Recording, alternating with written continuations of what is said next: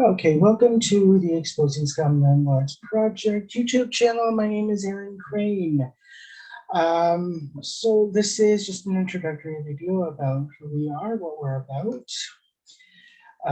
So I started the project about 2 months ago in response to just the outright nastiness of some landlords on the different YouTube or Facebook groups that I'm part of, as well as the news being so heavily skewed towards rent seekers.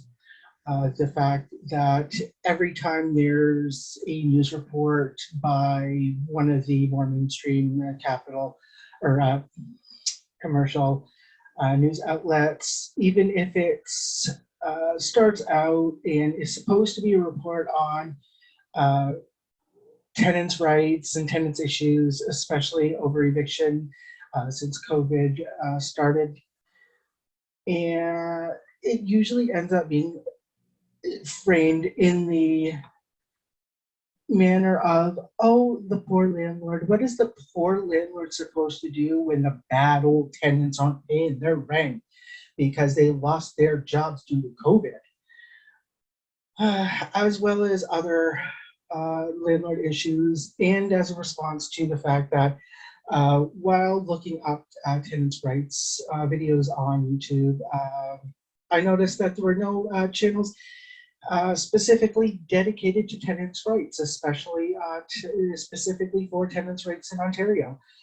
Most are come up as pro-rent seekers, rent seekers blogs, rent seekers video channels, stuff like how to evict a tenant, how to evict, how to evict, how to evict, how to buy, how to buy, how to buy, how to buy, how to take housing off the market. So yeah. So the channel will be dedicated to telling, first and foremost, telling the stories of tenants who have been victims of scum and slum rent seekers, as well as we will be discussing tenants' rights, going over tenants' rights in Ontario under the Residential Tenancies Act, or RTA, which will be known from here on out. Dealing with the Landlord Tenant Board, or LTB, which will be what we're referring to it from here on out. How to fill out forms to file with the LTB, as well as forms that landlords have to fill out, what they need to fill out, how they need to fill it out, what should be included, what doesn't need to be included, what can make it invalid, what circumstances these file forms can be filled out and filed, the specifics around eviction, what constitutes a legal eviction, what's illegal eviction, what landlords can file for eviction for. As well, we will be doing Q&As as well as slideshow presentations. So like a town hall slideshow presentation with a Q&A afterwards. There's a whole bunch of other stuff that we're planning on doing. Getting involved with Acorn. I am a member of Acorn, and we may be having videos done by Acorn members posted here. We'll be doing reacts to news videos and landlord videos that have been posted. So just a bunch of stuff like that. So we are very heavily skewed for against landlord.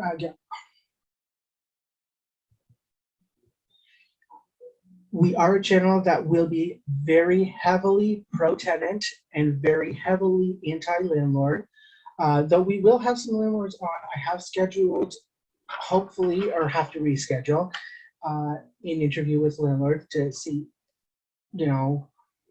their side of it.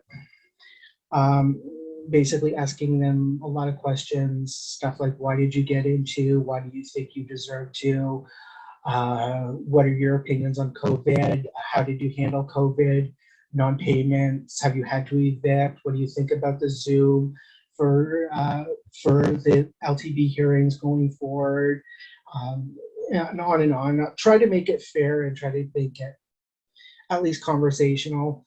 But this is a warning. We will not be putting up with landlords, rent seekers BS. We will not tolerate landlord lies. We will not tolerate landlord insults. We will not be tolerate tenants being called rentoids, rent pigs, rent scum, and other derogatory terms that are used on landlord forums. We will mock extremely pro-landlord posts. And just trying to think, other than that, that's what we're about. So I'm going to give you a brief history of myself and just a side note as well. So the side note is we will be referring to landlords as rent seekers. Landlord gives the rent seeker too much power. It is a holdover term. In fact, landlording is an entirely holdover from a system and era that we abandoned millennia ago, the feudal system, where serfs would work the land that they lived on and were paid by the lord of the land. The lord of the land. I like saying it that way. The lord of the land. It makes it feel so important. The lord of the land. And they would work it. They would get paid slave wages, and then they'd have to pay the majority back to the lord of the land in rent. So yeah, here the stance of the Exposing Scum Landlords project is that rent seeking should be abolished slowly, because to do it all at one time would obviously break the system that we have. But to abolish it, there's nothing that a rent seeker can do that somebody who lives in the unit on the property can't do themselves. Pay the taxes, pay the mortgage, do the repairs, cut the lawn, maintain maintenance, and all that other stuff that landlords do. Landlords, it is our belief that landlords only function to take away housing from people. If all of a sudden the units that were rentals would switch, we'd have plenty of housing to house people. Without landlords, there would be no homeless. And that's our stance. Okay, so a little bit about me. My name is Aaron Crane. I recently came out as transgender. So that is relevant to my story. I have been an active renters, tenants advocate for several years. My ex, his family were a family of rent seekers. I would frequently be involved in conversations about their tenants, and these conversations usually ended up very nasty towards their tenants. They would constantly discriminate against people on assistance, which is illegal. They would constantly discriminate against people who knew their rights. They loved newcomers because newcomers don't know their rights and they're very easily taken advantage of. We were forced several times to be the relative moving in for a N12 eviction when their parents disliked a current tenant and had no legal way to evict them except for an N12 notice, which is a notice of eviction for occupancy of the landlord or immediate family members, such as son, daughter, non-binary child. Even though I'm transgender, I don't really know what the proper way to put that would be.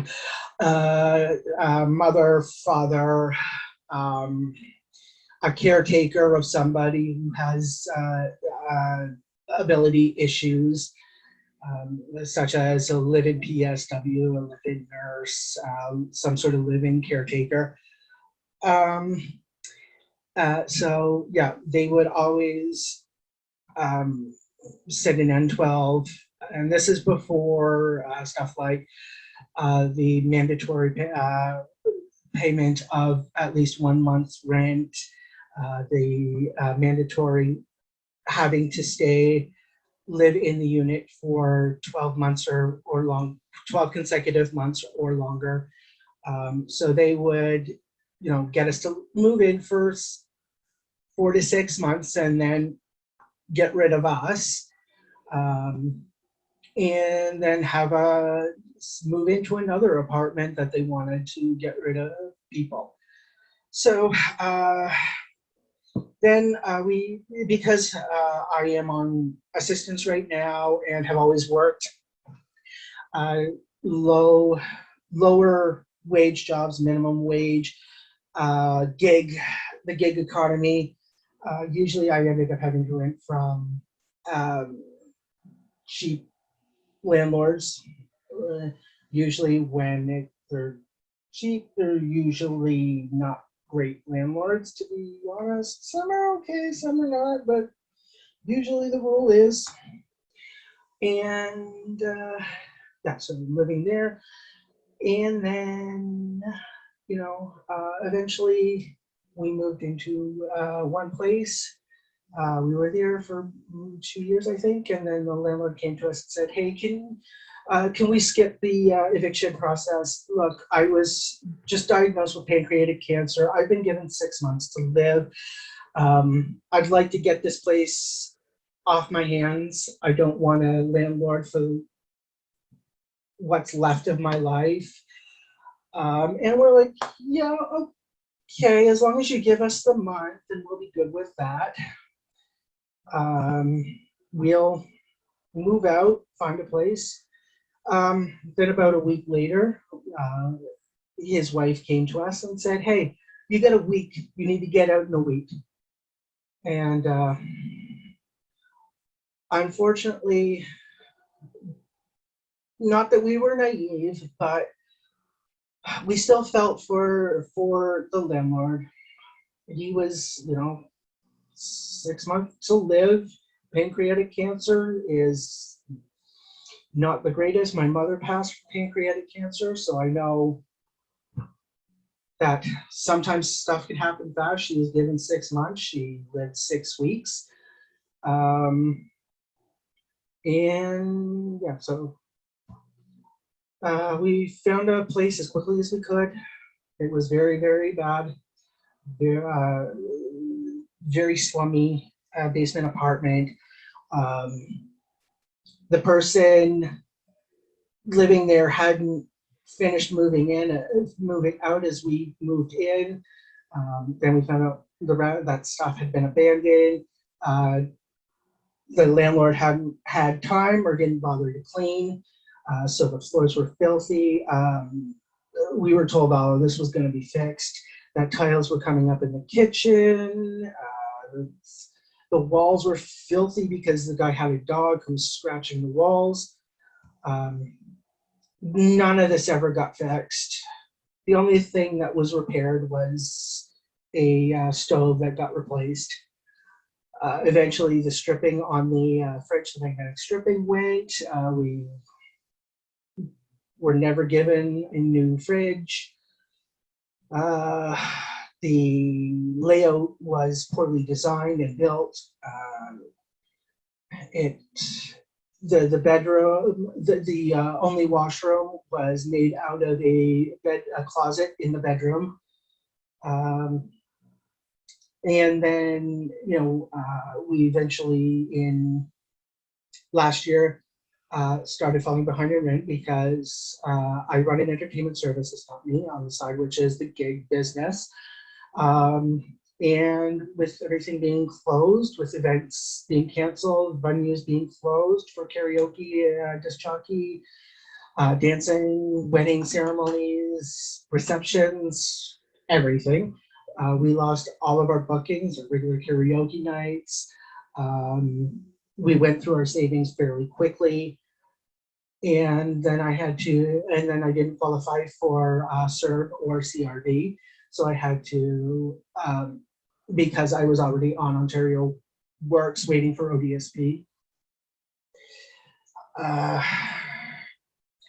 And yeah, so eventually we fell behind in rent. And because of the rent moratorium, the landlord decided to try to take us for an emergency situation eviction, which I believe is a N5, I believe. I'm not 100% sure, but I may pop in, editing Aaron may pop in with that answer. And we went to the hearing. We basically won, meaning we got a conditional order to keep the apartment in a livable state, as well as making sure that there were no emergency stuff that could cause a reason for an emergency. We did that. The landlord then refiled about 3 months later after sending 56 notices of entry to take photos. He ended up recycling a lot of the photos that he took initially for the initial hearing and just recycled them. Lied. His landlord or his lawyer also lied. Bullied both myself and my roommate, myself to the point of me actually breaking down and afterwards ending up going on suicide watch. And again, during that time, I was hospitalized 3 times under a Form 1, mental health Form 1, which is a 48-hour involuntary stay at the hospital in the mental health unit, which is mental health Gen B, which was basically general anxiety disorders and suicide watch and stuff like that. Eventually, I broke. We ended up moving because the landlord was granted the eviction, and we moved in the middle of September. September 15th was our eviction date. We ended up having to each go to a different shelter, and that's something I probably will talk about too, is my experiences as a trans person in the shelter system, because I think it's very important. PL shelters are run by the Salvation Army, and even though on paper they state they're an inclusive organization in terms of gender identity, gender expression, sexuality, and so forth, they are not. And basically, that's my story in a very loose outline. So yeah, just we will continue this and hopefully make some of like the reacts and some of the other workshops a little bit humorous, but for the most part, we're pretty much going to be taking a very serious look at landlord-tenant issues in Ontario, again skewed very heavily towards tenants' rights and pro-tenants and tenant advocacy. So for now, rent is not due, and we will see you on the actual programming. So we do have the first one uploaded. It's a fairly low energy React, but hopefully you can get something out of it. And again, we'll see you